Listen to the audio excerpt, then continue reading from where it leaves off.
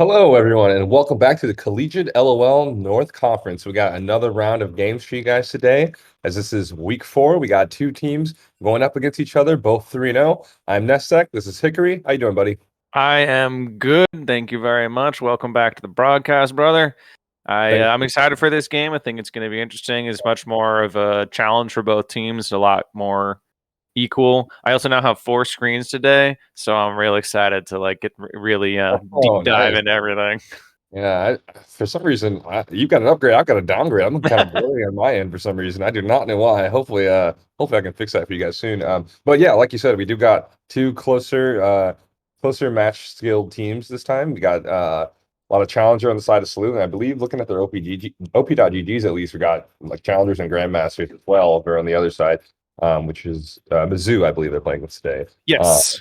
Yeah, and this is definitely going to be a more entertaining game skill wise because both these two teams are undefeated. So Yeah. they're looking to ruin that undefeated record for the opponent going into this weekend. And we got an exciting Super Bowl weekend as well. So Yeah, we hopefully do. hopefully we can add to the excitement that should be banger weekend. So Yeah. you guys will be looking forward to that. I'm glad we're not broadcasting tomorrow afternoon. Nobody will be watching. Yeah. But I do think the Missouri teams are going to be fun. SLU and Mizzou both being in Missouri, both being kind of like on the newer end of collegiate teams, but still like having kind of like established themselves, made a name for themselves. They're not, like the UCLA's and the Maryvilles and thing like that, but they are both programs that have been working for, a little over a year, 2, 3 years now, kind of Mhm. like establishing it, actually drafting out teams. It's not just kind of like a pickup group. These are actually like both teams that kind of work together, play together, practice together. I'm pretty certain Mizzou also has a facility as well. I'd have to double check, but I think that they do. So I think they have a practice facility. So Yeah. yeah, I think it's going to be fun. It's like there's like kind of a bit of a rivalry here. The players are a lot more matched, and actually, interestingly, there's a lot of like cross between champion picks.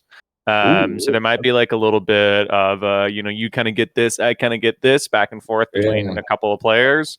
And then just the final thing that's kind of fun is that Mizzou, much like SLU, has 2 bin laners, and one of them is slotting Oh, into the bot lane. So there's going to be really? probably a decent amount of swapping or lane swaps, and champ swaps between like mid, top, and bot, especially with like APs and mages.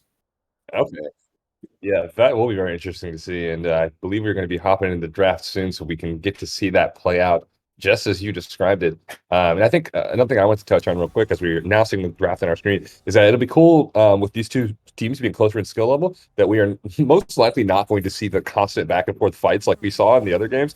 When I say back and forth, I don't mean like who's winning or who's losing, but more like back to back and like just fighting and action happening all over the place. So we're probably just going to see a bit more pacing, more careful planning in between team fights. And of course, as I'm saying that, we're going to get a slugfest, but we'll see. Yeah, of course. The second that you mentioned that it's going to be an 80 kill game, but you're right. The past few weeks have been pretty intense, failure one-sided. It's not really just a slew Yeah. thing. I mean, we see this in Challenger. We see this in professional league. We see this in league a lot, where there is a handful of teams that have the money, the skill, the ability, and the wherewithal to really just kind of like cruise through a lot of people. Sorry, I'm being attacked by one of my cats.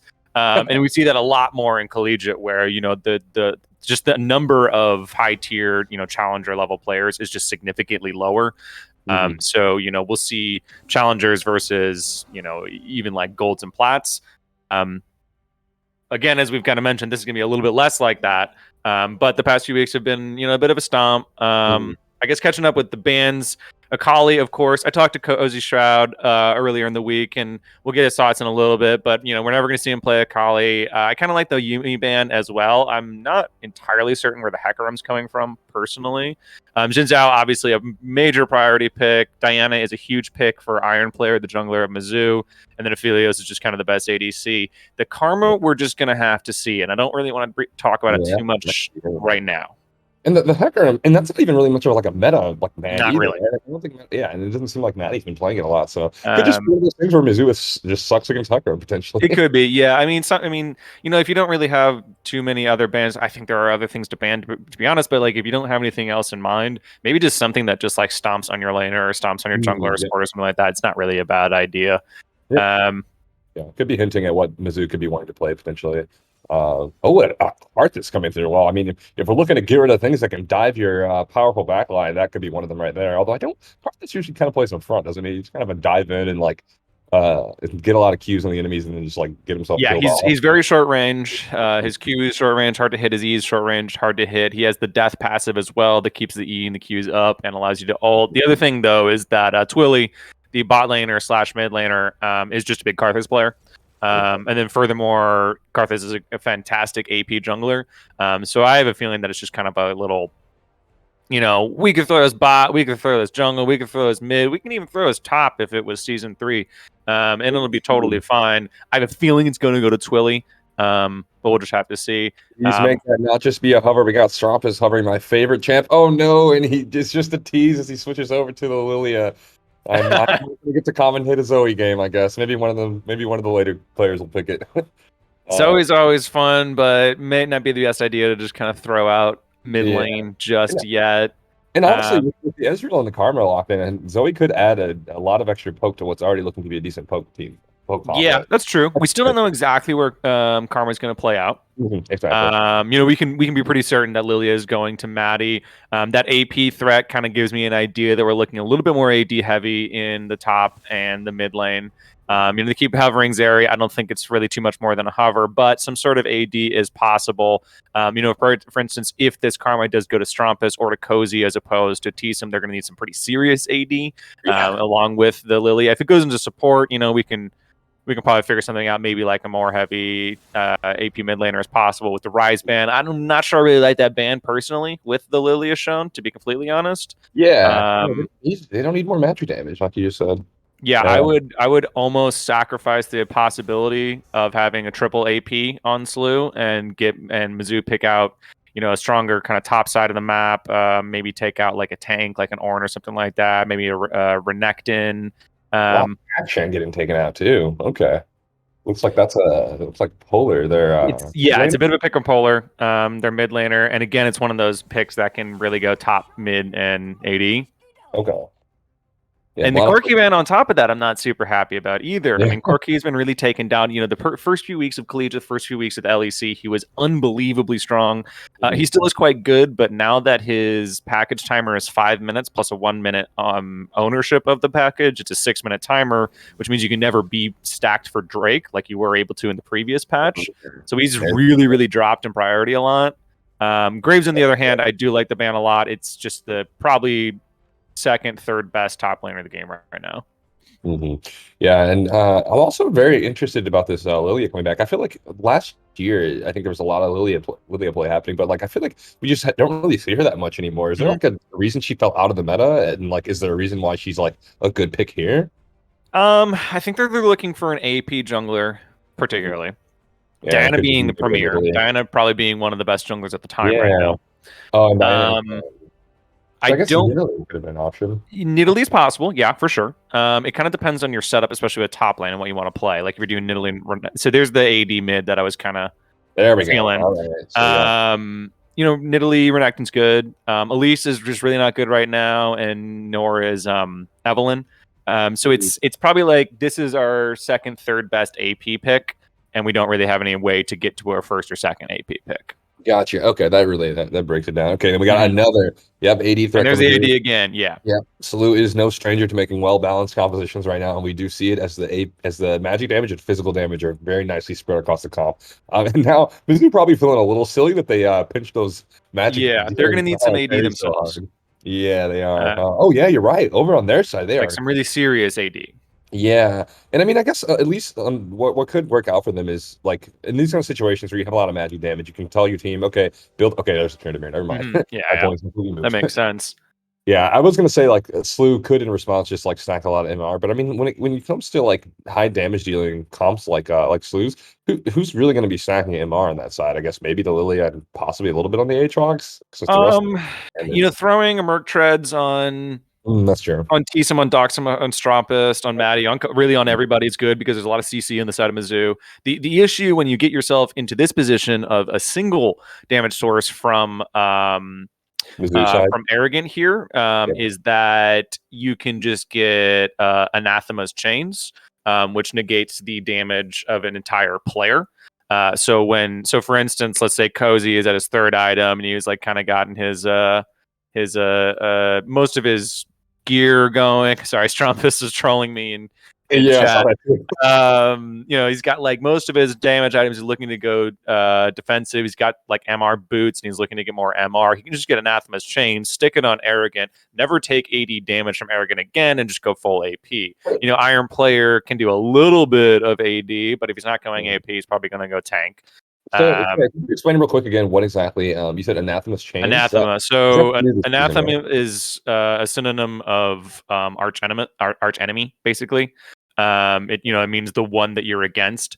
Anathema's chains is just a newer item from this season that after like a minute or two ramp up time allows you to select one single player to take, I'd have to look at the numbers, but take significantly reduced damage from that player in particular. In like it's designed as like a 1v1 kind of item. The way that Okay. it's intriguing when there is only one damage source or one single player with a damage source on a team is that you can build fully armor and then have the Anathema's Chain on the AP threat, or vice Yeah. versa, Vice versa. build fully MR. And so what I would assume is that it's kind of it's a tank / bruiser item. You can really build it on several people, but it's kind of somewhere in there. So I'd assume that Cozy is going to look for it and probably his third item, maybe his second if he's really feeling it, get some MR on top of it, and then Yeah. some light MR throughout the rest of the team. And that's really about all they have to worry about. And that's why you kind of get yourself in a little bit of a hole when you go a 4-1 as opposed to like a 3-2 or like a 2-2-1 or something kind of like split of damage. Yeah, which is basically what you're seeing over on Slew's side. Yeah. Ezreal's probably like the split, right? I think he's like you can call him a split. I think Karma kind of be a split a little bit since he's a support as well. And so it's basically 2 AD, 1 AP, and then like a burst 80 AP bot lane duo, basically, just kind of as like one set. Not necessarily they're always together. You know, if we had Ezreal or sorry, Yumi, sorry, with the Ezreal, then it would be kind of an interesting burst between the AP AD, but it's not really that necessary because again, that's why I thought that the Rise ban was so strange that when you pick a Lilia on 2 blue side, which is the 4th overall pick in the game, you're really signaling that you have at least one AD solo laner. You're not really going to be able to play the game too successfully otherwise. Yeah, and I think the call out you made with the Anathema's change makes a lot of sense too, because like I think it's not just dangerous when you don't leave yourself too vulnerable to that. Not only when you have a team of like a 4-1 damage split, but not just that. Trendemir is a kind of champ who wants to go do his own thing in a side lane. He doesn't. He's not going to join a team fight and contribute anything. So, for example, if that Trendemir was instead like an Aurelia or something, the Aurelia player could say, "Okay, whatever. I'll still be useful in team fights, even though I can't do damage." Oh yeah, absolutely. Not going to have that same advantage. Yeah, no, I mean, Cozy on the Aatrox can basically just say, "Hey, Arrogant, I'm here to clear wave. You're going to do, I don't know, 40% of my health, maybe when I'm at 3 items, and I could probably lifesteal it back or do less, or I'm just going to reset and go with my team, and I'm just here to clear waves because I'm at 2.5 items, and it doesn't really matter at all." Yeah, and then Arrogant has this kind of problematic choice here, where does he sack his team as the only AD source on his entire Mizzou lineup? Or does he, and just split pushes, or does he just try and work with the fact that he's the only AD line on the lineup in a team fight in a solidly good? I didn't really talk about their actual like strength very much. They have a solidly good team fighting composition between a Gragas and a Victor and what was the bot side? Leona. And the Karthus. This is a really good team fighting team. So at the end of the day, Arrogant really just kind of needs to be a body in a team fight. He doesn't have to do a whole lot. but he's also not going to be like that useful or that successful. If, for Yeah. instance, let's just say like Polar and Twilly just get like 100-0 in a team fight, and Arrogant's like, well, I'm still here. It's still 3v4, 3v5. I'm still here as the AD source. There's not really anything you can do. Yeah. I do think that like these team fights, the way they're going to shake out, I feel like if Gragas and Leona get like even like half successful engages, it just feels like it'll be really hard for Slew to like peel them off them, because I think aside from like I guess Karma's got some decent peel, Lulia's got good peel, but there's not really a good meat shield on the side of Slew to like soak up a lot of damage and protect them. So they're gonna have free access to the backline if Leona gets ult in the right target. Yeah, so we're going to be looking at Slew, and particularly Cozy, to kind of be that front line. Maddie a little bit. Surprisingly, Lilia, although she's not the tankiest, is extremely fast. So she kind of go in and out and in and out, and just kind of soak a few abilities, a few autos, and then back out, and then in and out. It doesn't take like a full like brunt, like full rotation or anything like that. But just kind of a little bit out. And then the idea is that just Strumpus, Doxa, and Tsum are going to be just literally fast enough because of the 2 dashes and then the speed from Tsum to just be out of the fight. Yeah, but as you mentioned, the alternative from Mizzou is that Arrogant, Iron Player, and Prodigum are pretty damn sticky champions. So the alternative is just to be on top of them and not let them get behind. Or get away, I mean. Yeah, very sticky indeed. And I mean, you got Tryndamere running that, Ghost as well too. Teleport. I mean, I think even before the teleport change, Tryndamere usually preferred to keep that Ghost rather than teleport. Yeah, the exhaust is a little interesting. Scare up a little bit. All right, well, Arrogant's going in. He's got a couple hits. That exhaust seemed to have done nothing. Forced a flash out of Cozy Shroud, and all he can do is land one tiny hit on him as Arrogant pops his pot and walks away a little bit. They're both popping their pots. Yeah, we didn't see the kind of early exchange. We assumed that there was the Ghost first, and then Cozy had to pop the exhaust. But without the exhaust, that means Arrogant can kind of do whatever he wants.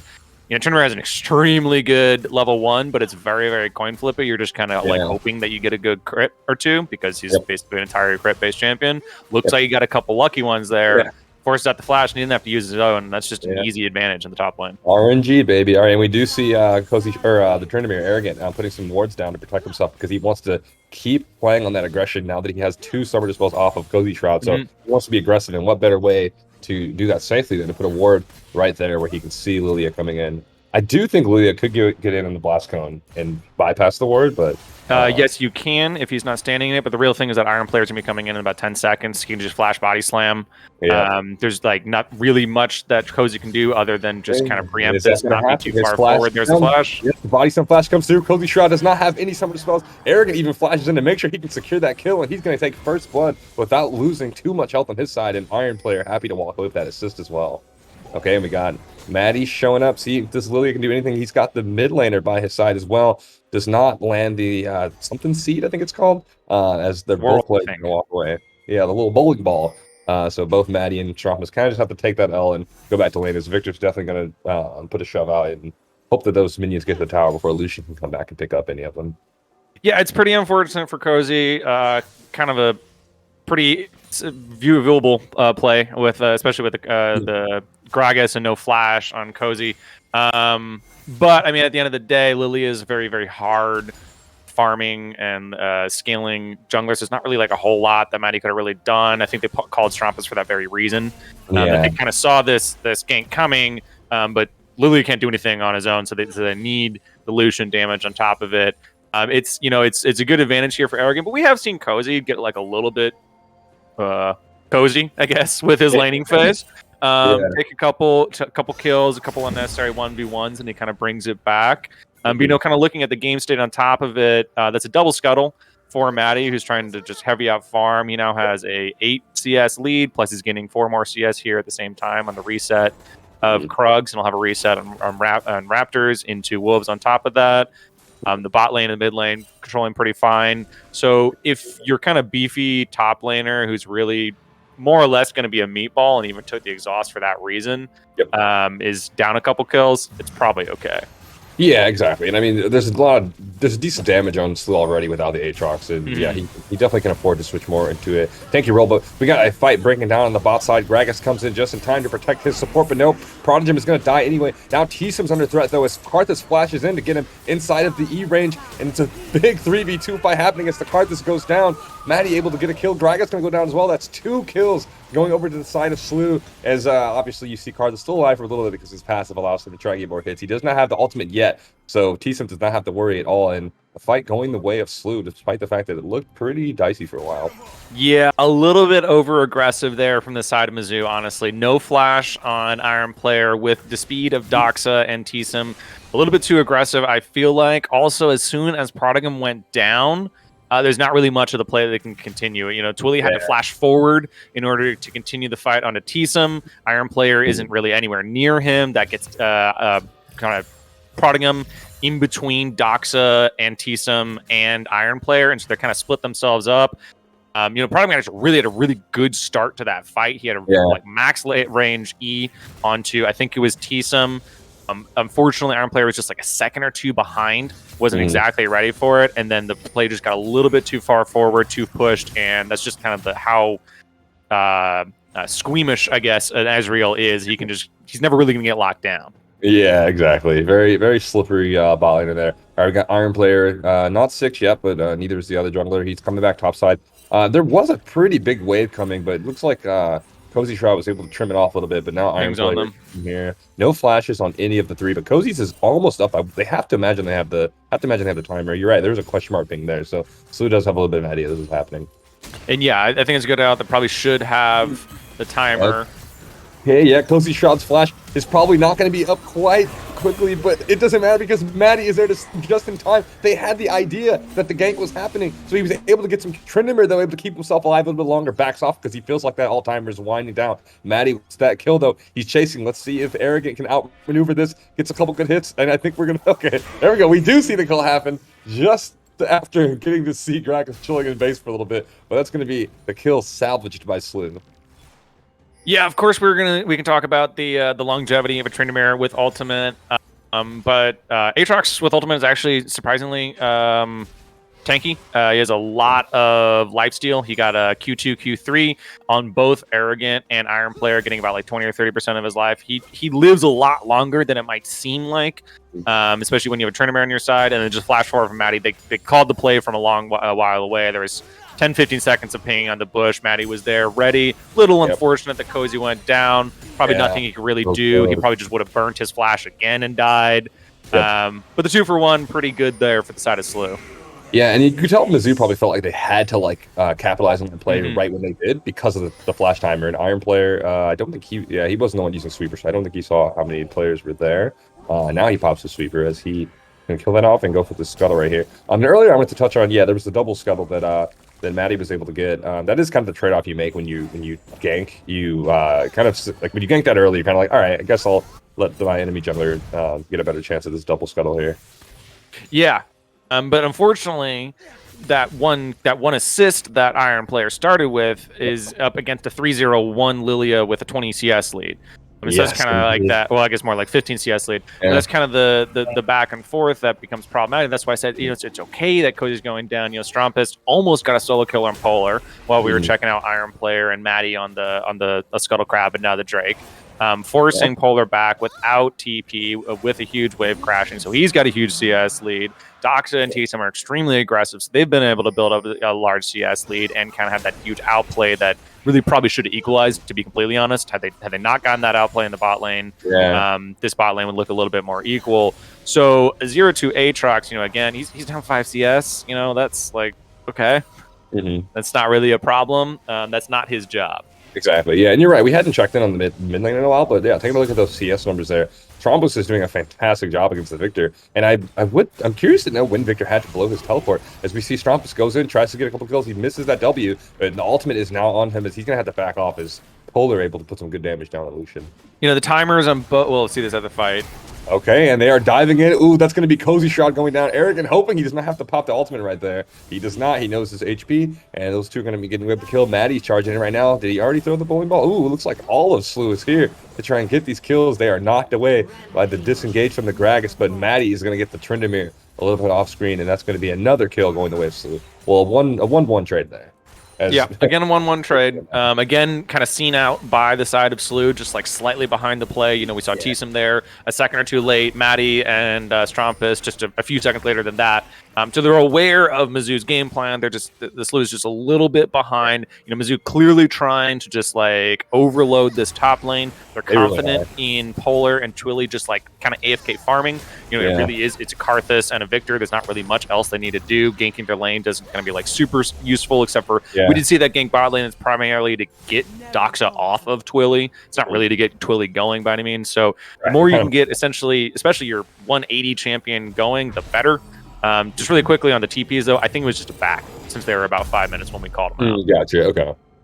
Yeah. Did Trumpus was his down to it? I didn't see. Okay, I see. Yeah, they were both down. I think it was just a back timer, and then Strumpus just kind of aggressed on the back timer. Right. Yeah, one of those kind of things where it's like, okay, well, we both back, and if my opponent's TPing back to lane, I should probably TP back too. Yeah, probably. Yeah, Doxa getting up to 8 right there. He's now about 20 CS over his opponent. Karthus hoping he's gonna be able to get some more CS in here soon to start scaling up. As you mentioned, Karthus being a pretty big late game monster, so they're not too worried right now as long as they can keep the game stable and keep arrogant, getting this early lead ahead. Yeah, as long as they're just kind of going and not getting too far behind, it's really okay. You know, you don't want to really be 20, 30 CS behind, of course, but if you're not 50 CS behind, if you're not 0-5, it's really okay in reality. For the next few minutes, you know, if it's 20 minutes from now and it's still like that, we'll see how this dive goes. All right, the dive goes through, the Rip Hail drop down. They are putting the hits on it as Strumpus gets almost a full ultimate. Doxa is the one who's able to finish off the kill on the Leona. The Rip Hail goes through, pops the tower. They no longer have the protection of that tower. The Karthus all comes through. The good Zhonya's from Maddie going to protect him from that. And Mizzou not able to get a single kill back their way, as that is a tower down and a couple kills back on the board for Slew. Should get the charge. Oh, good smite there. Oh yeah, charge. And the flash out of Polar though. So this is kind of where it starts getting a little bit scary. Because we already see in the side of Slew, we have Hex Drinker for Strumpus. We got some MR coming in for Doxa and Teesum. We'll probably have some MR, from Cozy here pretty soon. So when you're already this far ahead, you're already 6,000 gold ahead in 12 minutes, which is a 2K gold lead per minute. A 500 gold lead per minute. The best thing to do, and I'd like to see what Coach Miko has to say about this, if it's kind of his idea or his player's idea. The best thing to do when you're ahead is to get defensive, surprisingly. When you already have the levels and you already have the experience and you already have some gold in items and things like that, getting these Merc Treads, getting these Hex Drinkers is actually better for you. No, you're right, yeah.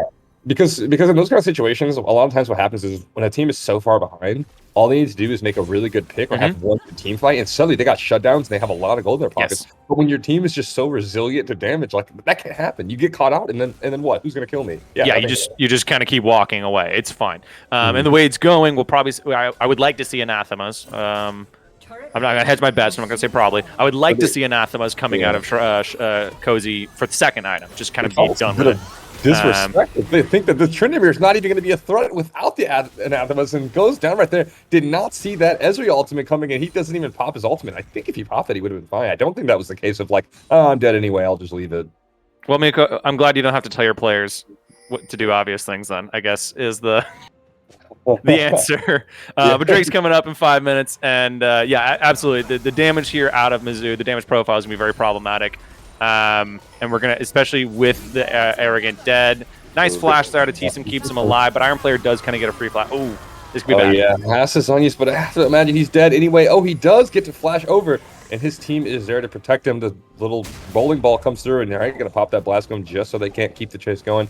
And Iron Player doesn't want him back yet. Wants to try and get some more camps. Hopefully that's not going to blow up in his face as Karma and Lilia decide they want to investigate the jungle a bit. Oh, looks like they're on the dragon, so Dragus will get to go home safe. It's going to be the second dragon taken over by Slew.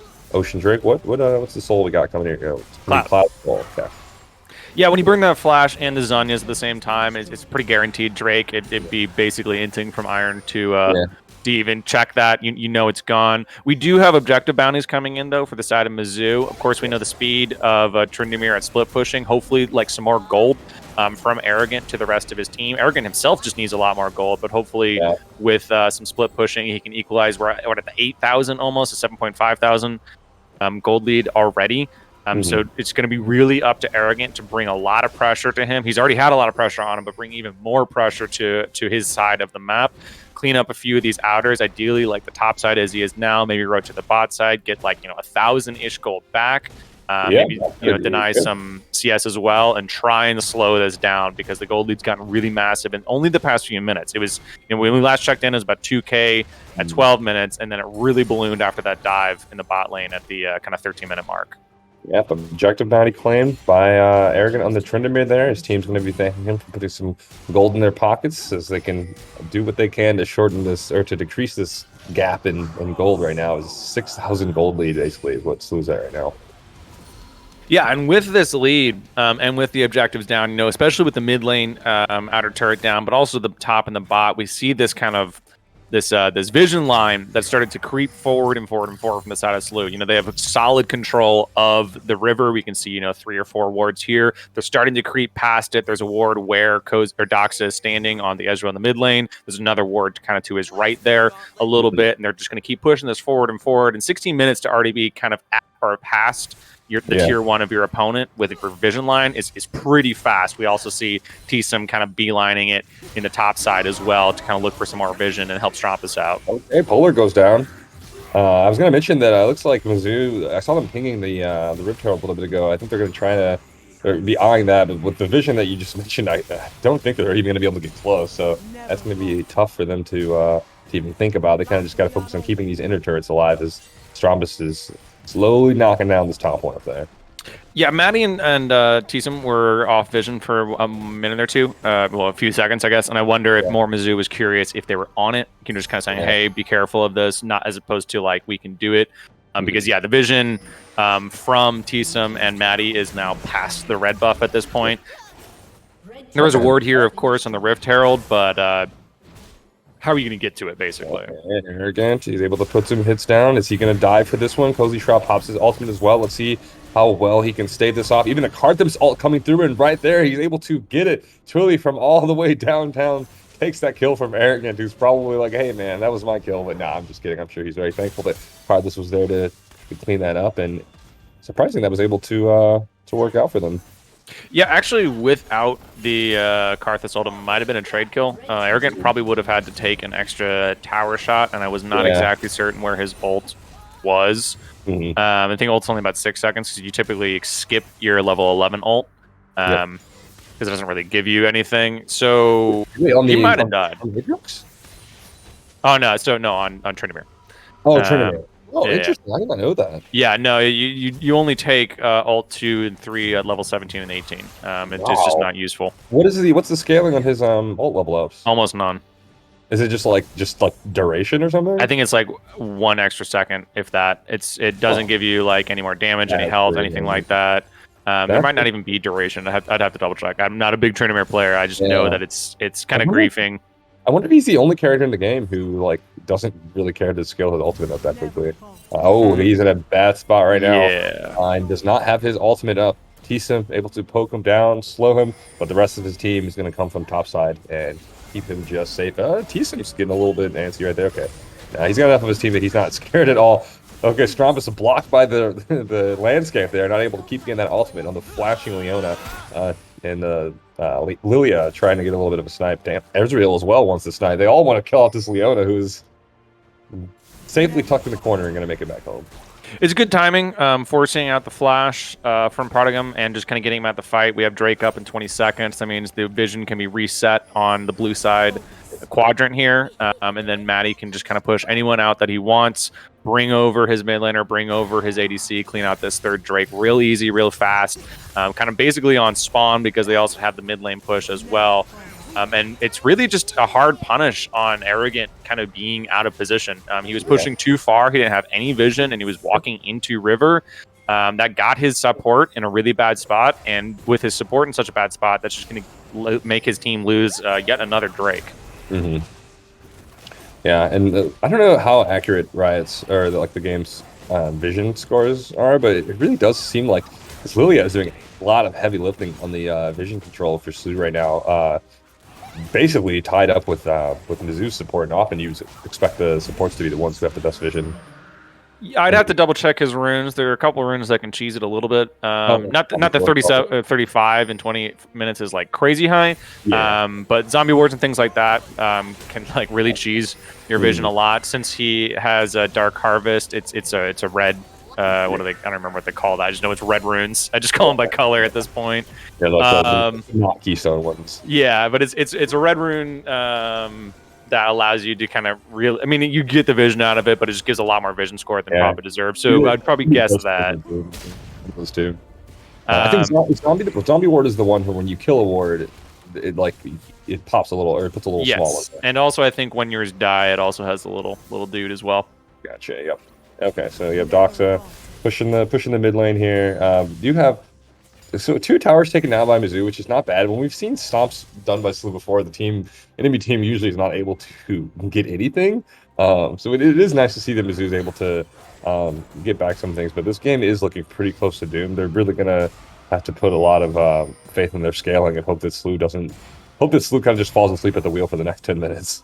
Yeah, I think so. But at the same time, I asked Arrogant to put himself out there. He did it, but then he went a little too far forward. As soon as the bot tier 1 was down, as soon as he got that kill on Cozy, there's not too much reason for him to go past River. I kind of want him to now accept the fact that he's going to be pretty low econ. He's waiting for Polar and Twilly to really clear out these waves, catch themselves up, get their gold up. He's done what he can for the time. He's got to keep his team in a bit of a holding pattern. But Strombus doesn't really want to let that happen.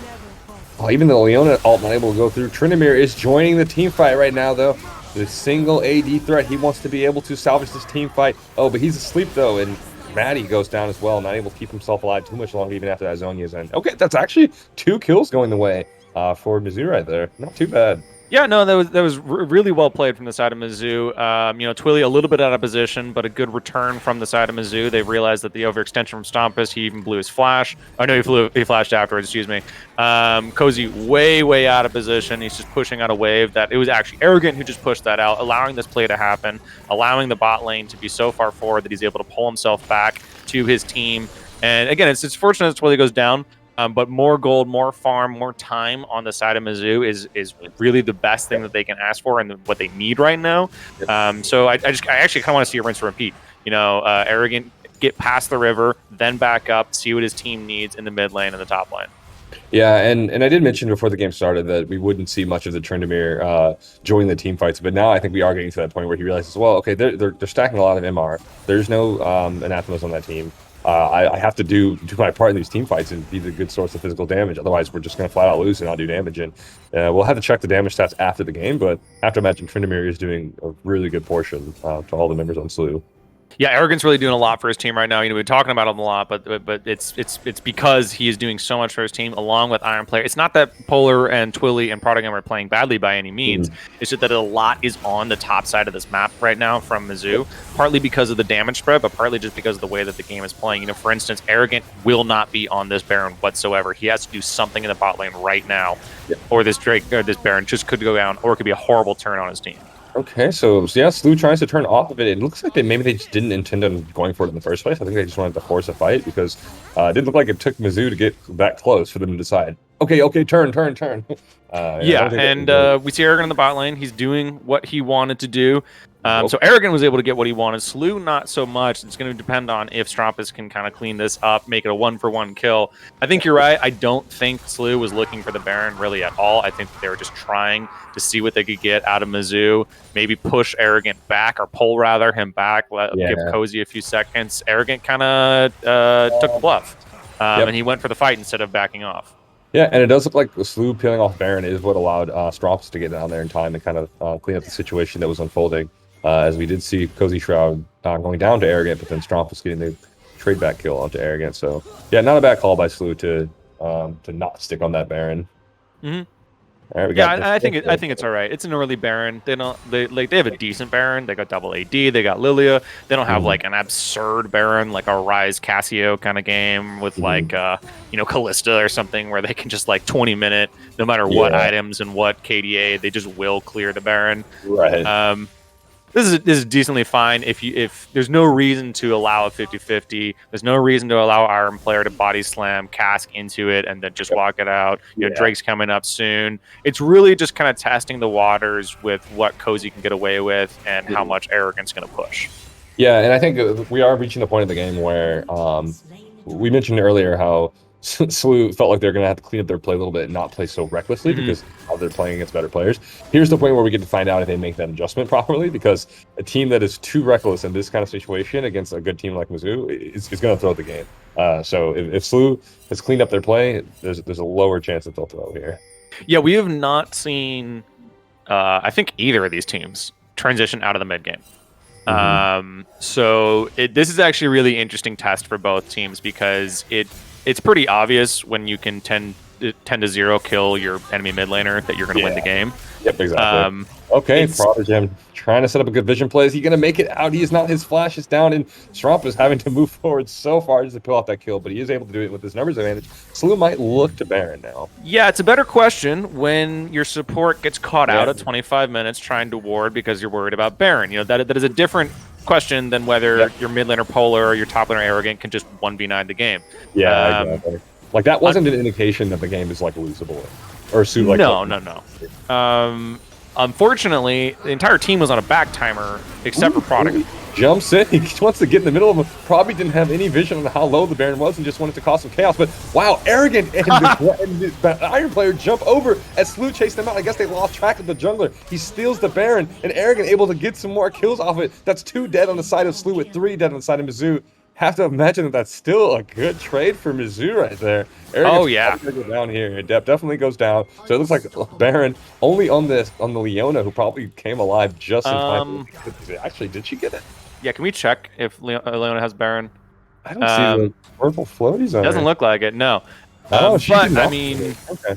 Still a positive trade for the side of Mizzou. They need to make these kind of 40, 50, 40, 60 trades where they're going to be losing some, but not losing as much as possible. I think actually, I need to double check this interaction. I think Karthus didn't reset the Drake, which is interesting, or the Baron. I've never seen that interaction, but I think his Ghost acted as a player because there was no one in. Every single Slew player bailed out because they were just screw it, let's just reset the Baron. We just got 2 kills now, we'll do it again. But Twilly was stuck in, of course, and that forced Maddie to flash in when Arrogant and Iron Player went over with the Blast Cone because for some reason the Baron didn't reset, and I guess it's because the Karthus passive counts as a body. Wow, yeah, that is an interesting interaction. And I think we did also get a couple bounties picked up there when Mizzou was able to snag some kills. I didn't see the Baron should have been an objective bounty too, right? It should have. So that probably also gave them a decent bit of gold. I'm pretty certain it did. And since we're at a 6K gold lead instead of about an 8,000 gold lead, that should have been a lot of it. Plus you get gold from the Baron itself on top of the bounty. But that was a excuse me, I'm sorry, a really surprising, really cool and well thought out play from Mizzou. It's not something that I've really ever seen or thought of. Typically it's like, all right, jungler, good luck. You're gonna die, but let's see what happens. On the other hand, it was the ADC who plays mid lane typically flashing in first to just kind of like see what happened and bait out the side of Slew. That's something I've really never seen before. Yeah, and it caused Slew to just leave the pit and just say, okay, let's get out of here. And then the top laner and jungler just jump straight in and say, okay, well, the Baron's ours then. But okay, we do have the top inhibitor tower going down with the inhibitor under fire as well. Slew trying to take things standard again and say, okay, let's not mess with any big monsters anymore. Let's just knock down some structures. But really good zoning by the side of Mizzou, able to keep them off, and they don't manage to finish off the inhibitor. Okay, looks like Doxa wants to see if he can get one last hit off of it. The Ezreal W is sitting on it right now, so it's probably going to pop. Yes, they do destroy that inhibitor, as Mizzou can only stand and watch. Yeah, there's a lot of good wave clear on the side of Mizzou, but of course, if it's a 5v5, Slew will eventually win out. There's not really a reason to give up too much more than it's just one inhibitor. It's just the top Yeah. inhibitor on top of that. You have a Karthus and a Victor. They can clear out super waves really, really easy and really fast. So it's totally fine. Don't give up any more. What I would like to have seen, though, is an earlier ultimate from Twilly that might have dissuaded Slew a little bit more. Yeah. It's a long cooldown, but it's not like the craziest cooldown, and I actually prefer the Karthus ult as I don't want to call it an engage tool, but like a start of fight tool. Yeah, Get them exactly. chunked, get the damage down. It's not an execute. It's similar. It's very similar to like Ziggs Ultimate, or I feel like so I used to play Ziggs a lot, and I got very stuck on just wanting to like pick off low HP kills with it, like an enemy who like running away. You get those big highlight plays where you just steal a kill off someone who wasn't paying attention. But oftentimes it is better used as like, okay, the team fight just started. Let me pop this ult on a lot of people and get them all half HP so that they have to back off. But more on that in a little bit as Arrogant is forced to flash away, doesn't pop the ultimate because that flash gets him far enough away, and Strompus really chased him down well there and is able to get control of his lane. Yeah, might have been a bit of a panic fingers there, actually. He had his ultimate up, he had Ghost up, T-Sim flashes on him, who's really not that scary of a player at this point in the game, and he also had his item usage. He blows his flash, a little bit strange. His ult is very, very short cooldown. I remember definitely rather blow ult flash. Yeah, it might be a little bit of a panic, just like, if I die here, the game's over, which is understandable. But I think it'd be all right. Again, this is a good test for both teams, because this is the 30-minute crest, 31 crest at this point. We're kind of talking about like the Karthus ultimates. You're saying Ziggs ultimate, using your abilities and the proper timing, the proper usage becomes much more important at these stages. Now Arrogant with that flash, can he get on top of Doxa and Strompus in this team fight that's coming up in 10 seconds? We don't really know now. We've never seen Mizzou in this team fight. We've never seen Slew in this team fight. Indeed. All right, we got all teams. Here's where I want the Karthus ult right now. Yeah, he's like, nah, they're not low enough, buddy. I'm not going to do it. Okay, he is trying to get good position, though. He dives in, and we have as funny as Maddie right in the middle. The Elder Dragon is continuing to put down damage. Oh, boy. Slew doing a clean sweep right there. Arrogant, the only player kept alive. He wasn't even part of this fight. The Elder Dragon is still kind of low. As Arrogant wants to try and finish off some kills. What can he get? He gets one. Can he get another? It doesn't seem like he's going to get another, as Slew is kiting so well. They don't even care about the Elder Dragon anymore. They can just end the game. Probably going to be the end of the game. Really unfortunate about the Karthus ult. That's exactly what I was talking about. Get them lower, see what happens, allow Arrogant to just go for things, allow Poro to just go for things. Really kind of misplay on the fight there. No flash on Arrogant, probably a bit of the problem as well. Really well played. I've seen an Aatrox shred through G2 before in the World's Final in that exact same situation, so I'd be a little scared if I was Mizzou there. It doesn't matter how far behind he is. But a very good win from Slew, start to finish in control, but Mizzou definitely making it clear that they are not just going to roll over. Right, and I feel like we would have to see some kind of replay to be sure on this, but I wonder how did Tryndamere end up in that position in that final fight? Because it looked like he might have been going for a flank or something. And I think had he been there like right when the Zonios from Maddie expired, had Tryndamere been there to like put down some damage? I don't know if you still hear me? Yeah, so I'm watching the VOD right now. I'm just at the start. The issue is that Twilly got caught out really early on. He just kind of walked into the bush that Cozy was walking into, and it looks like Arrogant was trying to push the mid wave, which I like that idea. Get a little bit of control back, allow the waves to crash in. You have supers coming into the top lane. They got you a double stack super here, so you kind of have to make a decision right now. Unfortunately, Twilly got caught out, which means that while Arrogant's kind of in an interesting spot, he's behind both Doxa and Strompus and T-Sim, actually all three of them. He's about 3 seconds behind the play, and at that point, it's just going to wait for Cozy to just kind of rip through the team, and then you're 1v5. Yeah, it looked like with where Tryndamere was, where Arrogant was, Mizzou wasn't ready for the fight to start in that way. And there goes that damage right now, as we were talking about Tryndamere doing a ton of it. Not too bad on Twilly as well. Lots of good damage put down. Twilly was in a lot of the later fights. He was bringing up. I think Polar just really never had the time. He had the numeric time, the actual like 60 seconds and minutes to get there, but he didn't have the farm. He didn't have the pressure. He didn't have he didn't have the resources to get to the point that he needed to. And then every time there was a fight, just like in the bot lane, he was dead. It was just gone. He dropped his ultimate and he dropped his W, and that was the entirety of his last fight. He Yeah. probably would be in the lower end of the damage for that entire fight, unfortunately. Mm. But I liked the Mizzou gameplay.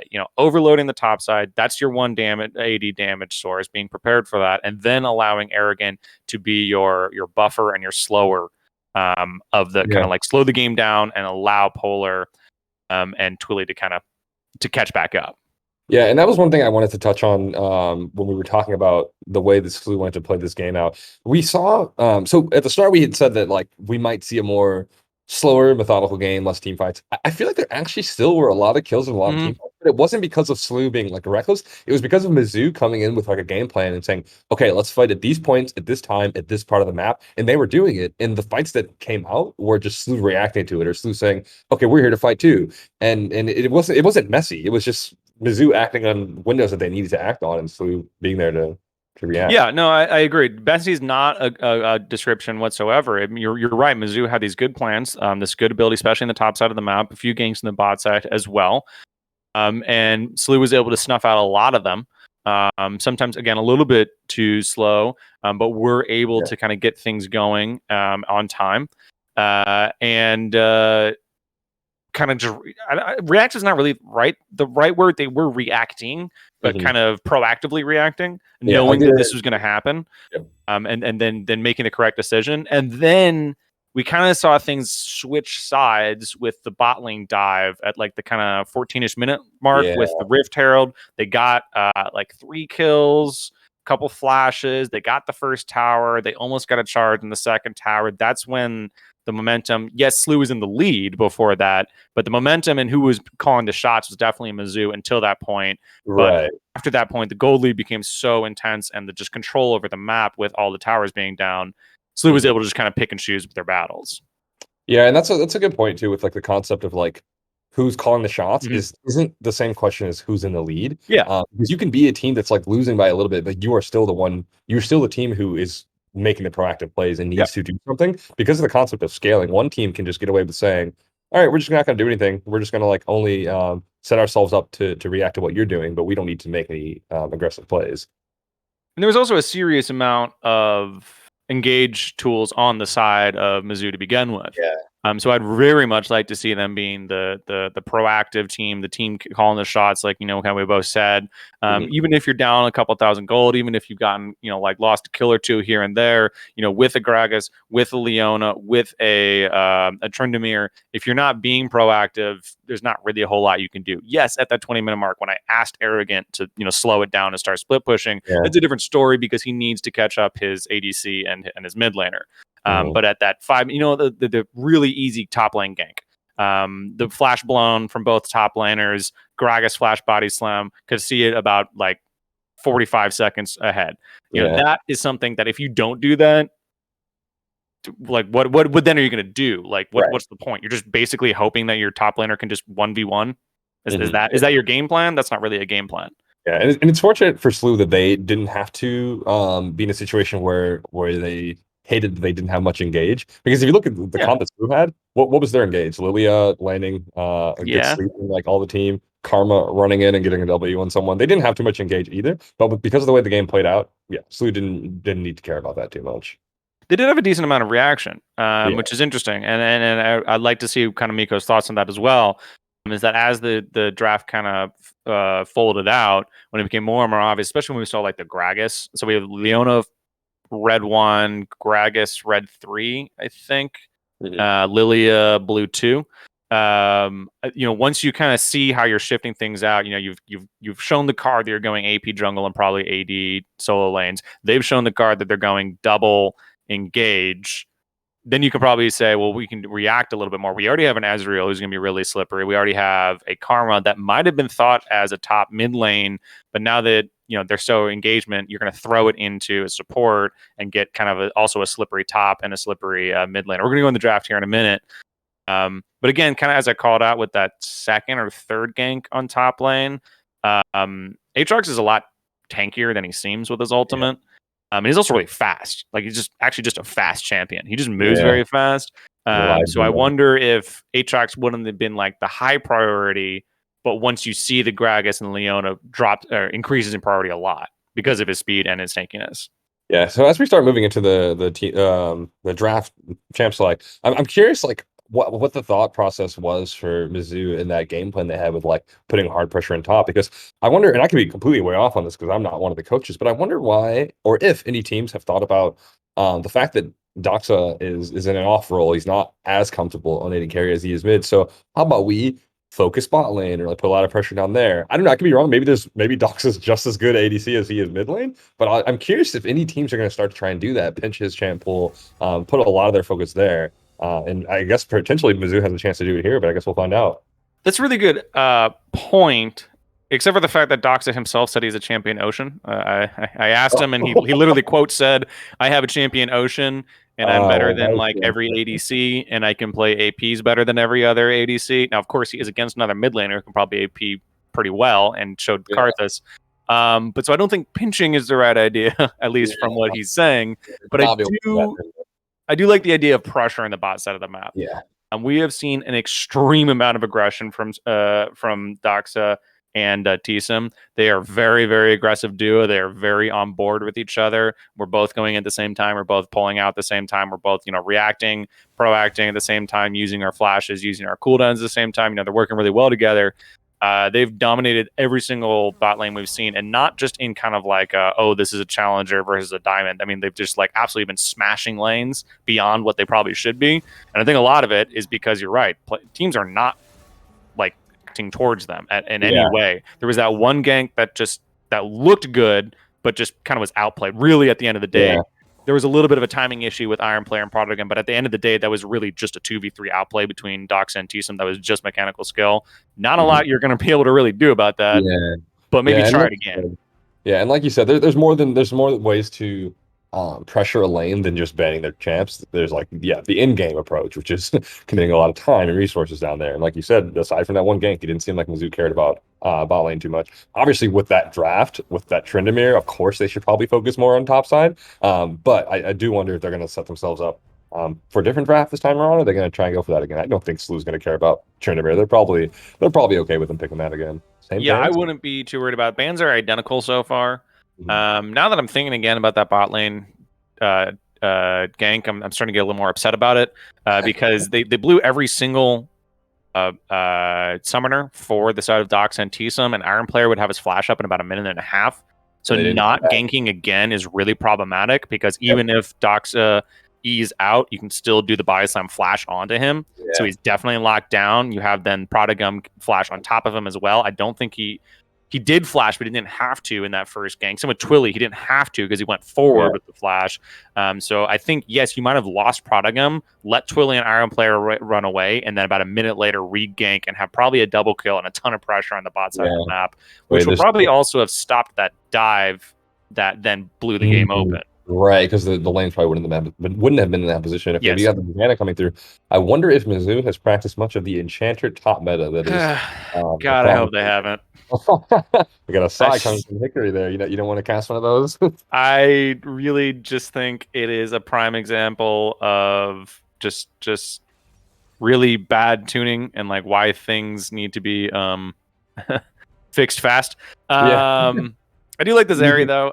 I think she's you think interesting. Riot's I going think to she's look fun. at that? You think Riot's Um, going to address the support top thing? yes, they already have a little bit. They haven't gotten rid of it. They're doing like soft taps, Okay. which I think is fine. I think it's okay not to just like totally gut something. Yeah, I agree with that. I do like the So Camille though. Zeri. Okay, so we got the Zeri on the Mizzou side. Taking a look at the champs that Twilly played. Yeah, I do see a little bit of Zeri in his history. I see one stinker of a game, and I'm assuming he's had some good ones if they're pulling it out in a competitive match. Zeri definitely is strong. I've heard a lot of pros saying that she is the best champion in the game right now. I feel like It that's really debatable. depends on the player. Yeah, She's the best champion if you're Uzi or Reckless yeah. or if Perks is playing AC. Mhm. She's probably the worst champion in the game if you're basically anyone else. Mhm. She has extremely low damage profile. All of her kind of abilities and just like kit is built into your ability to Q and then W and then kite at the same time, and then Yeah. still keep yourself accurate, and then also weave in some auto attacks, which is hard for most people. Well, yeah, and it sounds like you said, with her low damage output, it sounds like the kind of thing where like if you're not ahead, you're a fast moving, like slippery kiting machine that does no damage. And Exactly. So like, what's the point? yeah, you're just a harmless like gnat at that point. Yeah. I Um, do like the Camille and into the Jax. I like the Camille for Cozy in case this is a top lane Janna. You can just hard split push all game long, get all 5 plates, probably get tier 2 by 14, and then just kind of be a 1v9 menace. But then the really intelligent flip back from Mizzou picking up the Jax is someone who can withstand the Camille, sit in the lane. Camille's really bad in the early games, so is Jax. You can just kind of chill and relax and be your split push. Really good back and forth between the two teams drafting. Yes, and I do believe that Jax does. I mean, unless it's a random jungle Jax, I think that does indicate that it's not going to be an Enchanter top Janna. But as one team in LCS, I think showcased last weekend, you can do that strategy in the mid lane as well. There was an Ivern mid in one of the games, Yes, so Cloud9 Fudge played Ivern yeah. mid. He then played an Enchanter again in the next game. Was it a Lulu? I don't remember. He did 2 Enchanters in a row. It can be played support, absolutely. And I would kind of argue it might, or sorry, mid. I would actually kind of argue it might be mid because better mid because the point is actually roaming and it's Yeah, easier I from the thought mid that side. too. Yeah, like I feel like that as well. It's like, how do you, okay, you're gonna impact the map from top? Yes, How? exactly. But And yeah, also, it so becomes harder for your jungler to kind of catch your waves in your top side as well. I like the Karthus hover there. Docs are trying to say I can play it better than you. Um, it's it's not definitely actually a not. bad. It wouldn't actually be a bad pick if it weren't for the Jinx, of course. Yeah, Um, probably gonna just be safe on that Ezreal. I like Ezreal Karma bot lane a lot. It's like such a good safe. Oh, we got the Ari coming through my one of my next batch of favorite champs. So don't get the Zoe, but I'm happy to cast an Ari game instead. yeah, she's recently gotten a few buffs. Really, just kind of skyrocketed in priority. I haven't seen her in competitive in years, and she's already been on LEC and I think maybe LECS, and I haven't checked in Korea or China just yet. Strump is a huge Ari player. He absolutely loves her. He played her last week. He said, "I'm going to do it no matter what, like whether it's good for the team or not. I'm just going to do it." I also like the Poppy pickup. Probably here from Maddie. Steadfast presence really just guts Iron player. The Zeri, the Jax, and the And the J4 Jarvan. Yeah. might That's even kind of gut a Vex here, or even a Corki ooh. here. It just stopped the package right in its tracks, right? It should, I believe so. I don't think it Yeah. becomes unstoppable. I know it Right. definitely stops Valkyrie, and since it's essentially the same spell, Yeah. I'd assume it would work the same. Again, Mizzou really prioritizing Corki more than I think they should be. Not a Mhm. bad lean into Ari by any means, but I do think he has taken some serious hits in the previous patch, and Yeah. there's a lot better mid laners that you can be looking at right now. And I believe they probably wanted it last game too. We do see Slew switching over their bans. Slew banned the Corki last time. Yes, Now they lead it up so they can ban the Victor instead. I I would think love to know why they I think did it was that. Mizzou that banned Slew, Oh, the or ban. that banned Corki. Potentially. I'm Okay. pretty Yeah. certain their last bans were Rise Corki, and they Mhm. switched out the Corki for the Viego. Interesting Viego ban coming through. Okay. Probably a comp dependent thing, but yeah, I do like we talked about that Jax counter pick for the Camille bit. I do like that pick as well. It's putting Arrogant in another champ that he could run away the game with. But Yeah, Jax has a lot more team fight utility than absolutely. Tryndamere does. So yeah, that'll be good. The Janna, I believe, was the support, and Zeri was the AD carry. So yeah, definitely a bit more balanced damage spread this time around Yes. from coming from Mizzou. As far as like ganking goes, so it was the Jarvan, and then what was the jungler on the side of Slew? Oh God, I was just looking at it. Yeah. It was a Poppy. Oh, it was Jungle Poppy. Okay, yep, that's gonna be very interesting. I wonder how fights shake out between Jarvan and Poppy early on if they run into each other in the jungle. Because I mean, Jarvan does decent damage early, but Poppy just like doesn't die early, right? Yeah, I tend to not like fighting early as a Jarvan. Hmm. I think that if you're not feeling comfortable with your level 4 gank or your level 3 gank, kind of however things shape up, Hmm. you really just need to kind of be ready as a counter ganker. Yeah. Because if you're not insanely far ahead, you're going to be building bruiser tank anyway. The typical build probably being Bloodthirst into Warmogs. Warmog second works now because you don't need base health; you just need additional health. You Oh, get it from Warmogs and Bloodthirster, or not Bloodthirster, the flail one. I just know items about what they do. I don't know them by their name. But it's the I'm flail that blanking gives too you a bunch now. of health and Is it AD. Iron Spike Whip or something like that? What that builds into. Oh, gotcha. Um, Okay. and plus Warmogs is a really good 2-item spike there for the J4 because he essentially becomes just an EQR bot, and there's not Gore really Drinker. much he can do. Gore Drinker, that sounds about right. Yeah, Yeah. I think that is it. Yeah. But Gore Drinker, Warmog is a good build. So if you can't get a whole lot going for your laners, and like again, Jax is kind of weak in the early game, so maybe you're just kind of keeping him from dying. Kind of weak, but can sometimes 1v1 or 100-0. Probably Corki's really weak compared to an RE. Probably just kind of hovering that. Zeri and Janna are just gonna kind of chill and just like Yeah. do nothing. So the gank potential isn't amazing. So yeah, maybe if you can't get anything going at the 4, 5, and 6 mark, those kind of gank timers that we see from J4s in every single game, maybe just power farming and just kind of just pretending that it's a PvE game for a few moments. Probably the same thing for Poppy on Maddie, to be honest. Again, decent ganks in kind of similar timings, actually better counter ganks. But might as well just be a tank, basically. Yeah, and looking at the bot lanes, I feel like they played pretty similarly as well. Like both of them are going to be. I think Jinx is more like better damage scaling than Zeri probably, but they're Yes. both backed up by enchanters. They're going to allow them to move around, be really fast, and be hard to gank in that respect. I do think Zeri is probably harder to pin down than Jinx is. Oh, for sure. Yeah. Yeah, but I do think if we're looking at a lane. If we're looking for the bot lane to be volatile in any way, I don't think it's going to happen in this game because I think both of them, like you said, it's going to be easy for them to just like kind of back off and say, never mind, I don't want into this fight. Like we don't see something like a Leona this time where like if you're in, Yeah. you're in. Yeah. No, I think that there are some interesting all-in timers with a Zeri and Enchanter in particular, outside of as opposed to a Zeri and an engage support like Leona. I think she has some because she's so fast. She can do some really aggressive level 2, level 3 trades because she'll have the speed ups and the shields. That it's not really it's like I'm calling it an all-in, but it's almost like a series of trades that turn into an all-in, and it's all kind of one play, but it takes like a minute or two. Right, that's probably gonna be like the level 2, 3 mark. But outside of that, it probably should just be a farm lane.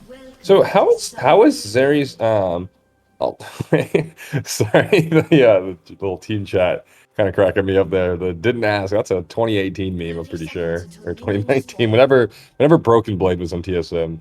But what I was gonna ask is how is Zeri's ultimate meant to be used? Because from the way I understand it, it's kind of like a Blitzcrank ult and how it like the animation and where it hits. When is an AD carry ever supposed to be in the middle of a team like that? Yeah, personally, I think she has a very poorly designed kit.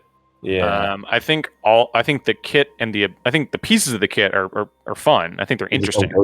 They just don't really work together in any way. They make very little sense. There's this over the wall laser you can shoot, but you can also jump over walls. So why do you need vision that badly? And why are you fighting over a wall when you can jump over the wall to begin with? Her auto attacks are so weak, and her Q is like a 1 second, basically a global cooldown. Doesn't even have a cooldown, no mana, so she doesn't even auto attack. She just Qs. And then her ult, is this really short range, essentially silence, kind of like Blitzcrank. That's just like oh shit, someone dove on me. Excuse me, I didn't mean to. Hopefully, Chu isn't too mad about that. So I don't like her kit as a whole. Yeah, she's very weird. I remember watching her video and being like, okay, and then reading the comments and people being like, okay, so she's Talon mixed with Blitzcrank mixed with Jinx, and just joking that Riot is running out of ideas. That it's kind of and she's not the only champion that I feel like has this, and I'll stop my ragging on her. But there are quite a few champions that there's all these cool abilities that I think designers have come up with, but haven't come up with a champion that they go on, and they're just kind of like, well, why don't we just put them all on this one champion? Yeah. I miss the days when champions used to be cohesive. All right, we got a little bit of trading going on between the top laners. Both level 1. Okay, Arrogant hits level 2 first, so he is going to have the dominance in this lane right now. Closely Shroud can't really do much, but just wait until the minions get a little bit closer to his tower so we can start safely farming. He does passively get that level 2, though. Yeah, the Camille usually starts W, and then Jax can start either W or E. I prefer the E. It actually gives you a lot of power. You can just force a fight over the first or second wave. Use your E passive, both for the damage boost and the stun. We'll see something in bot lane first. All right, I think they got away a bit too fast. That Karma E likely being enough just to You get both her and Jinx away, and I can't really tell what the timer is on the ult. I don't think Karma ult E'd, but if she didn't, that would have been a cool way to get out of that situation. Oh, what's happening? Okay, we got a fight happening on top side. Arrogant flashes, but he goes towards the minions and towards the enemy tower. Not going to try and go for an execute. At this point, he's just trying to pick who he's going to get the kill to, and it's going to go over to Cozy Shroud, as somehow Arrogant ended up in that like cubby up in the top lane. And okay, is there a trade about to happen in the mid lane? Okay. Oh, Lands that charm, and that's going to be just enough to get him away, as the auto like charm pathing chose a really weird path for the Jarvan to take. yeah, that was a great charm. A couple things really happened really fast right there. Great early ward from Doxa in the river, aware of this level 3 timer that we called out in the draft phase from the J4. That does give the positioning for Maddie. He knows exactly that he can do his level 3 gank. At the same time, on the top side, a really early hook shot comes out from Cozy Shroud, as well as the ignite, forcing Arrogant into this cubby, allowing Maddie to just kind of circle back over, forcing out the flash. And then at that point, the only thing you can really do is pick up a couple of extra CS and XP, because you're going to die. And then intelligently, Maddie gives over the kill to Shroud to kind of get himself going even faster. Yeah, and I think coordinated teams are able to make those decisions really well, really fast, because like you said, I think as soon as they saw Jarvan pass over that ward, it's likely that Maddie said, all right, Cozy, see what you can do to bait Arrogant into a fight. Like, start something, start doing some trades, because I'm going to be up there. And less coordinated teams or less skilled teams would just say, oh, shoot, what do I do? Do I go invade his jungle? They're just not as decisive. So, all right, we got Iron Player coming back for a potential second gank, but no summoners have been blown on them. We got the Janna flashing in. They're able to pin down the Karma as she gets her flash off. It doesn't matter. There's too much damage. They're keeping this fight going, though, as Doxa wants to see if he can salvage this. I don't think they're going to dive in for this, are they? Okay, good poke damage onto Twilly. The tornado thing, whatever. Oh, just barely misses the heal pop, but I think Iron Player body blocked that anyway. Yeah, gets the heal out from Twilly. Good play there. No, I think he wrapped all the way around behind the Drake. I'd have to double check. He was standing in the tri-bush, and there was a ward just outside of it, but he wasn't spotted. A really big misplay, though, from Iron Player blowing his flash, trying to extend his QE onto Doxa, who had already flashed. However, it only happens on the actual flash positioning, so you can't like pull it. So if you do a QE and you knock someone up, but you're still in the animation, and then flash to try and knock someone else up in a different direction, it only does one like knock up animation for as many people.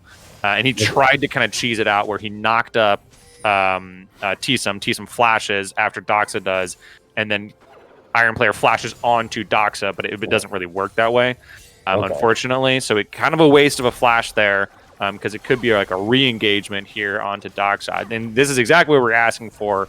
Already 2 ganks in the bot lane. Need to see more. No flash on Doxa. There's no reason that you shouldn't be there. Yeah, and it's unfortunate the kill went on to the Janna. Hold on, speaking of Janna, we've got Prodigy coming in. See if you can try and get a kill. Stropus gets that charm. So much damage onto the Corki, but it doesn't matter because a shield from Janna is going to keep him nice and healthy. Stropus with the fake out goes right back in. Alton gets the kill. Heals up from getting that kill. Is he able to get the Janna as well? He does, and an impressive play from Stropus on this Ahri, able to get a double kill on the champion that he so badly wanted to play. Yeah, it's a great outplay there, knowing that the charm is more effective onto the Corki than it is onto the Janna. Fakes him out with the ult flash out, but the Ignite's already taking onto Polar, and he's already Valkyried, and he's already flashed, so he can just ult back onto him. He has the damage, uses the last tick of the ult to reset the Q onto Prodigum. It's a really good outplay there, but it was a great roam for Prodigum, just kind of a bit of a mechanic misplay. Yeah, beautiful play by Stropus. On off screen, we didn't get to see it, but on the top side, Arrogant went down to Cozy Shroud. It looked like it was a tower dive. Arrogant just got Cozy pretty low. As you can see, Cozy's still low right now. So I think, he just thought he had the kill there. But okay, Cozy popping emotes there, feeling pretty good about that outplay. Probably felt like he waited for the camera to be on him before he flashed. It looks like another Ignite kill there for the side of Cozy. It's of course, it's scary not having a flash on the Camille, but it gives you so much pressure. Wow, that was aggressive knowing that Tsum was there. Yeah, it really was. His eyes getting pretty big. Oh, Iron Play showed up just to get that kill. No flash on Tsum, so he is stuck in the Cataclysm. Arrogant jumps in because he wants that kill. We even got the mid laner Polar strung up to try and get something, but I have to imagine they're just going to try and start getting some vision down and maybe get some control over these visions so they can start getting Rip Carol. Doxa playing really dangerously with his support not being there. Maybe because Maddie was coming in tow to get that kill. He does get the kill, but I feel like Doxa could have played that a little bit safer. Yeah, it's a great bait from the side of Arrogant. Polar and Iron Player already on their way up. All he needed was to hold him there for a second or two, trade out a few, just a little bit of his health. And then just kind of a misplay there from Doxa. No flash, no heal, not even an ultimate. Not really much reason to be trying to take this 2v1. He does know Maddie's in the area, but there's not really a reason that you need to be pulling your jungler there when you're not really ready for it. Good play out of Mizzou. Again, they're showing that they really have these good set plays here, and they really know what they want to do. The unfortunate thing is that they're not able to transition it super well, and there's some mechanical misplays coming out from them. But the top side on this fight and the bot side on this side of the fight, no misplays, no problems, easy gold, easy kills. Yeah, so far this game is giving us like a whole lot of what we didn't get to see last game. We got outplays in the mid lane, Stromp is doing cool stuff, getting kills. We got a lot of bot lane action. It's just pretty different than what we saw of a lot of like top lane focus in that previous game. But Stromp is probably going to go for a charm soon. A lot of it is just a simply better draft coming out of Mizzou. Yeah. Yeah, much better.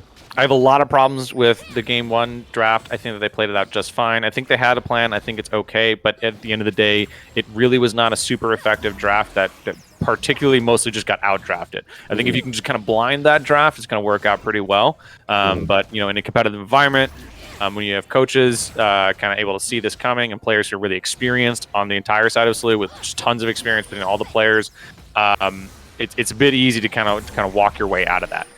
This draft is much more comfortable. It is much more on kind of meta picks, much more on just kind of generic team fighting and good engagement. You know, the Jax is a little bit weird, but not like it's not a.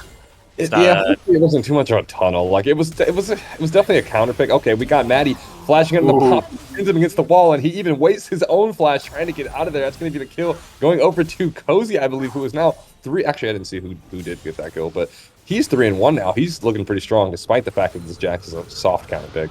I believe it was Cozy, but I could be wrong. Since there's 2 kills on the side of Maddie, it might have been. Yeah, hard to tell. They both got kills, but either way, bottom line is they are both looking pretty rich right about now with those kills that they have. All right, and we did see Maddie was able to pick up the Rift Herald earlier in that previous game. SLU was able to break open the first part of the game with that Rift Herald. This time, seems like it's going to be playing out the exact same way as the mid lane this time as their first target. Yeah, we love to see early Rift Heralds in the mid side of the map.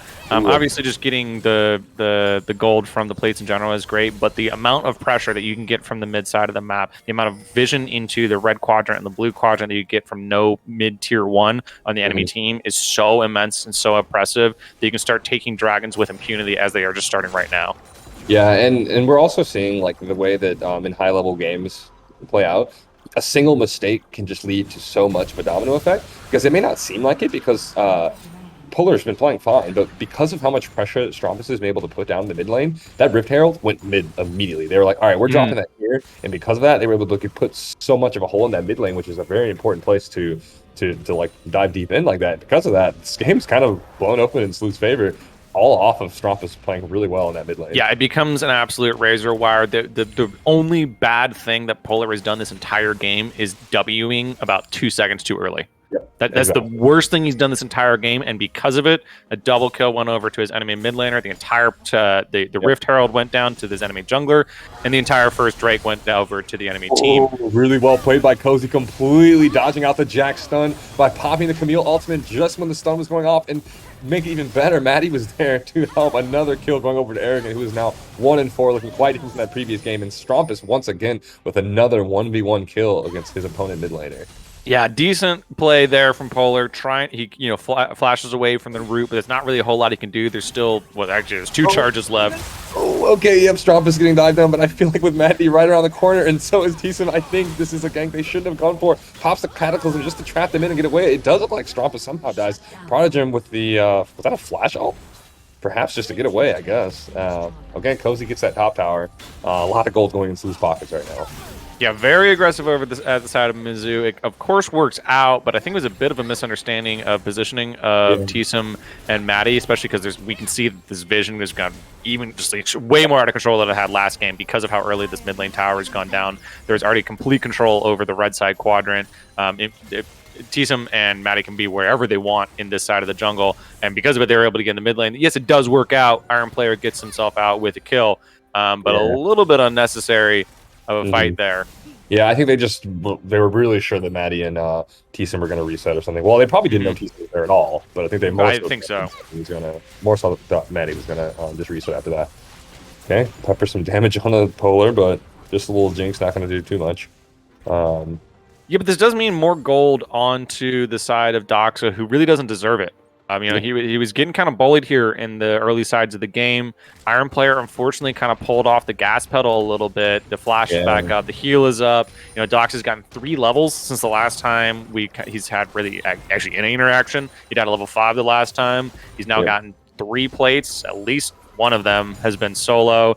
He's up 20 CS. He does not deserve to be this far ahead, and it's because of the amount of pressure that the rest of his team is able to put on the top side of the map. Yeah, that's exactly it. It's one of those moments where Dox was kind of sweating. He's like, "Oh no, not playing this lane too well. I hope they don't keep focusing me." But then other things were happening, and they couldn't focus him anymore. And it looks like Dox was able to get a kill down there onto the Corki. I believe Karma probably had a hand in that. Must have been a flash, a mantra, probably a root out of that. Yeah, okay, and Mizzou wants to try and get a dive on the Cozy Shroud. Cozy Shroud jumped in probably before realizing that all of Mizzou were there. No way, they're actually not even going to get the kill. He steals the kill under his tower, and that's looking pretty bad for Mizzou. Yeah, Arrogant trying to play the same bait that he had on Cozy earlier in the game. It worked out great for him then. It kind of bites him in the butt this time. Unfortunately, he was a little bit too early this time. Or just simply Cozy's damage is just too high at this point. He's now a 5-1 Camille with a completed Trinity. He already had it during that fight. That's an immense amount of damage that come out really, really fast. More power is going down. This game is starting to slip out of hand for Mizzou. And I mean, I think we saw less of this in the previous game, but this feels like just a lot of micro outplays on the part of Slew. And I'm willing to bet, I could be completely wrong on this, I'm willing to bet Arrogant does not have that much Jax experience. This could be one of those things where it's like, well, yeah, I know how to play Jax, and Jax kind of beats Camille, so yeah, let's play it. Because it just doesn't feel like he's too comfortable as a champion. No, there's definitely been a lot more micro plays or misplays from the side of Mizzou, which is interesting because this is a much more standard kind of draft.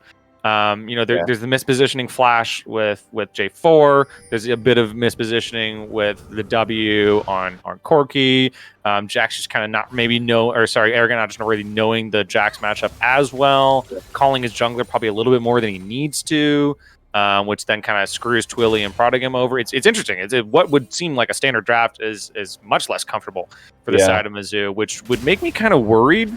I'd have to check the rest of their VODs, but if they have to draft more like they did in the first game, I'd be very, very worried going into the next few rounds playing more aggressive, more high-skilled teams. If you're struggling with standard picks, I'd be very, very worried. It could just be this game. It could just be feeling off, Could just be like, oh, first game we should have had it, and I'm just not feeling it right now. That's always possible. But definitely uncharacteristic micro misplays that are allowing Slew to get really undeserved. I shouldn't be saying undeserved. It's not a correct word. They deserve the things that they're getting because they're playing better. But unnecessary advantages just from just kind of 1v1s and 2v2s. It's just the things that they should be giving up, they're not really like having to give up. Yes. So like the focus that Maddie has been able to we saw him dive top and get so many kills on Arrogant. You would think that their bot lane should be suffering for it, but like you said earlier, Dox is like, no, I'm chilling. I'm getting lots of farm. I'm taking down towers. We're getting dragons. Like, I'm not suffering at all. So I think that's probably what you mean in terms of Slew not deserving things. Their bot lane should not be allowed to not sacrifice anything here. Yeah, there's very little pressure, I think is a better way to say it. The Slew needs to be feeling more pressure on certain parts of the map, especially the bot side of the map. Well, now it's impossible because the entire tier 1 is gone and a lot of tier 2s are gone. You can't really pressure, you have to react. But Slew's bot lane needed to feel more pressure earlier in the game.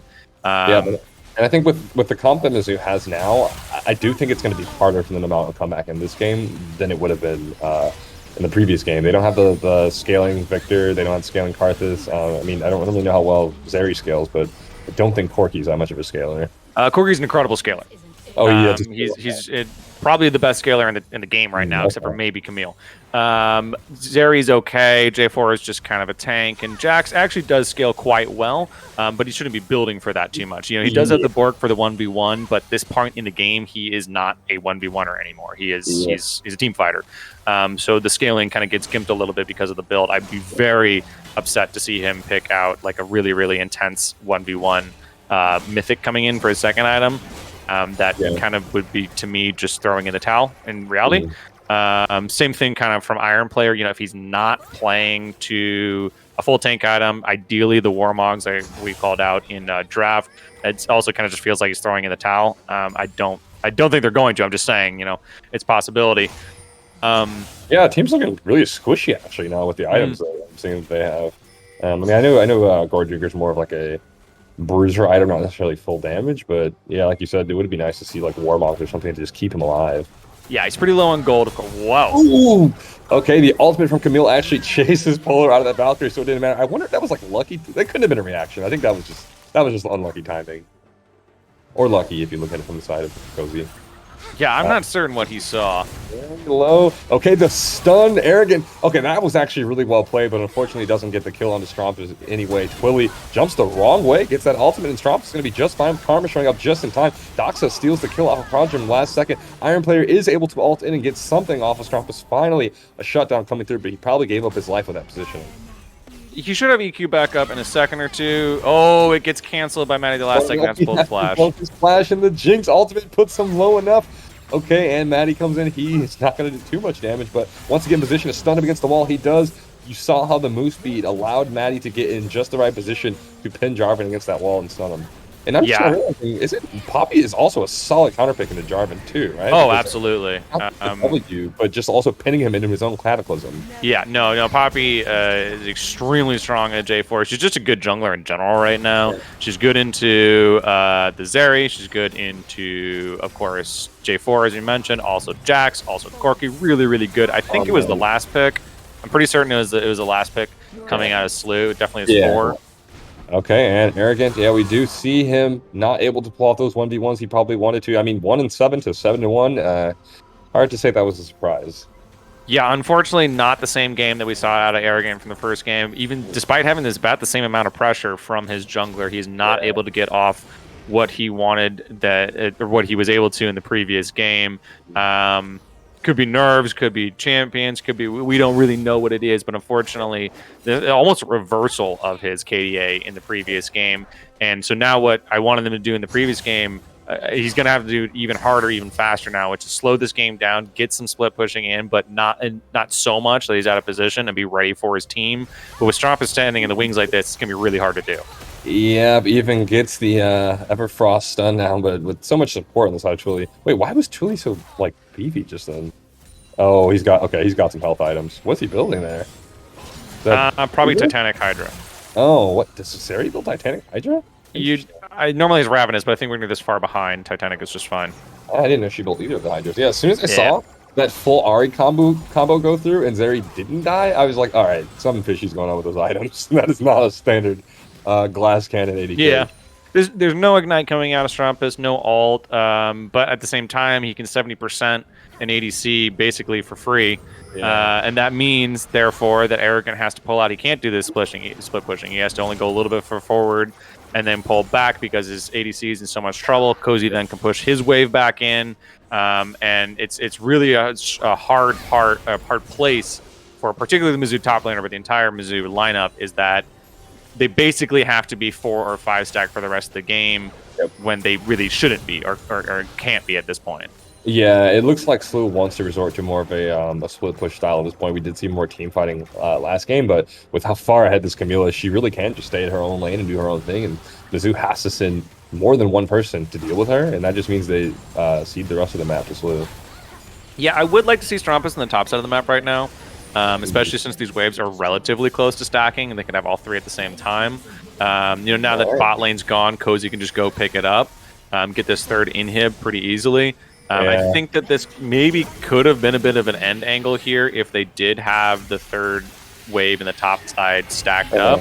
But being 5-man pushing it in, maybe looking for the Drake or the Baron afterwards is, of course, not problematic.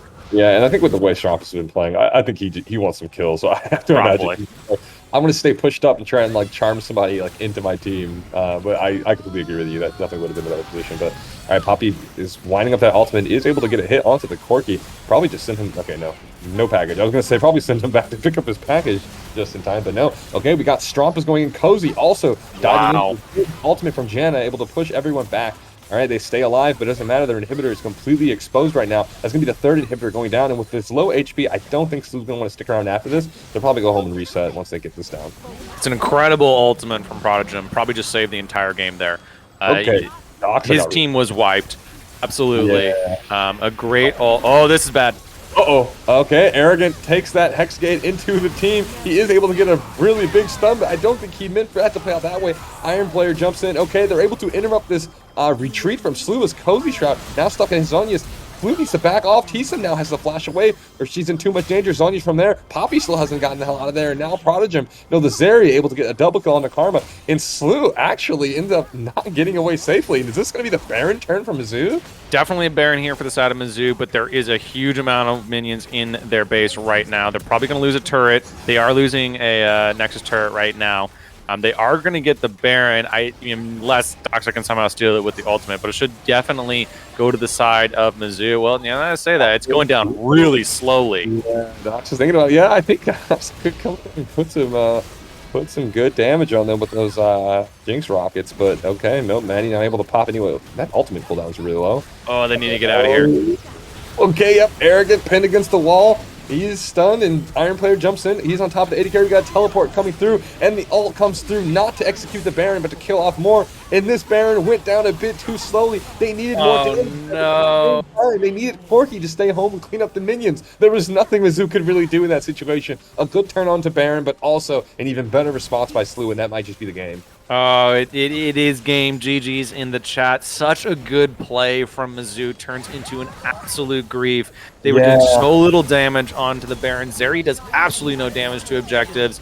They had to call in Arrogant with the TP. If you have to call in Arrogant with TP, you need to be off the Baron at that exact moment. Yeah. It was a bad situation for them no matter what. But had that Baron come in, we could have probably equalized, probably could have slowed down the game, maybe even looking for a Drake fight in a couple of minutes. And there's a possibility that Slu could claw it back. Unfortunately, just really bad communication or really just kind of decision making. Yeah. I know how much you want to get that Baron, because if you get that Baron, you might still be in the game. Unfortunately, if you don't get that Baron, the game is absolutely 100% over. And it's a really hard decision to make. And unfortunately, it feels like Mizzou took the bad side of the flip.